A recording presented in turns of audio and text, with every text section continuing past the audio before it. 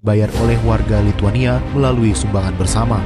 Warga Lituania telah mengumpulkan hampir 6 juta euro untuk membeli drone tersebut pada Mei. Namun produsen drone tersebut Baikar memutuskan untuk mendonasikannya. Menteri Pertahanan Lituania Arvydas Anušauskas mengatakan Baikar dan Lituania sepakat dana sebesar 1,5 juta euro akan digunakan untuk mempersenjatai Ukraina. Sisa dana sumbangan akan digunakan untuk bantuan kemanusiaan bagi warga Ukraina. Ukraina sendiri telah membeli lebih dari 20 venture antara Republic Corp dan Baikar untuk pembuatan pabrik drone di Indonesia. Kami mengundang Chairman Republic Corp dan CEO Baikar.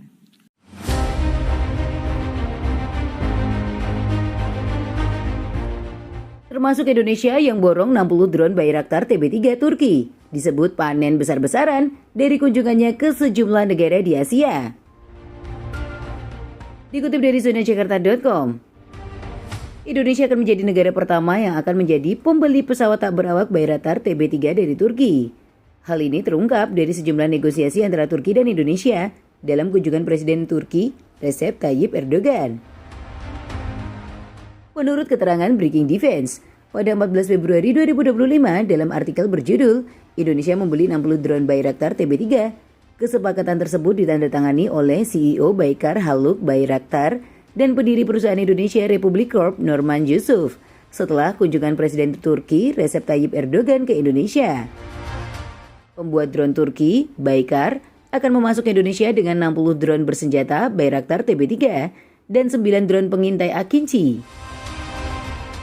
Berdasarkan perjanjian, sebuah perusahaan patungan akan didirikan di Indonesia dengan fokus pada manufaktur, perakitan, dan pemeliharaan UAV. Menurut Defense News, pada 14 Februari 2025 dalam artikel berjudul, pemerintah Turki meraup banyak untung dari penjualan kapal perang dan pesawat nirawak selama lawatan ke Asia. Menurutnya, perjalanan Presiden Recep Tayyip Erdogan ke Asia telah menghasilkan sejumlah perjanjian kerjasama pertahanan yang dimaksudkan untuk mendatangkan bisnis baru bagi perusahaan pertahanan Turki. Awal pekan ini, Erdogan mengunjungi Malaysia dan Indonesia sebelum melanjutkan perjalanan ke Pakistan.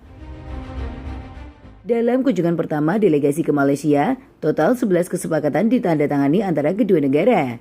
Salah satunya adalah surat penerimaan awal pengadaan kapal misi multiguna antara Desan Shipyard dan Kementerian Dalam Negeri Malaysia. Nilai komersial kontrak tersebut belum diungkapkan oleh pihak-pihak yang terlibat. Pemerintah Malaysia mengatakan kapal tersebut diharapkan beroperasi penuh pada kuartal pertama tahun 2027 dan akan mampu beroperasi terus-menerus selama 30 hari.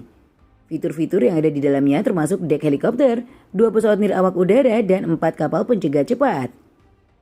Proyek pembuatan kapal ini merupakan tambahan pada proyek pembangunan korvet LMS Gelombang 2 yang berkelanjutan di Turki, yang dipimpin oleh galangan kapal STM.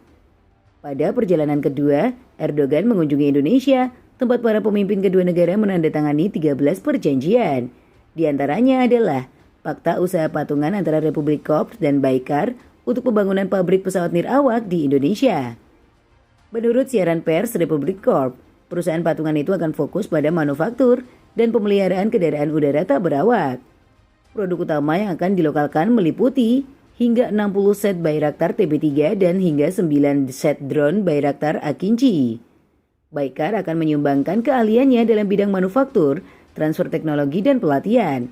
Sementara, Republic Corp akan memastikan kepatuhan terhadap peraturan, pengembangan infrastruktur, sertifikasi ahli lokal, dan integrasi ke dalam ekosistem pertahanan Indonesia.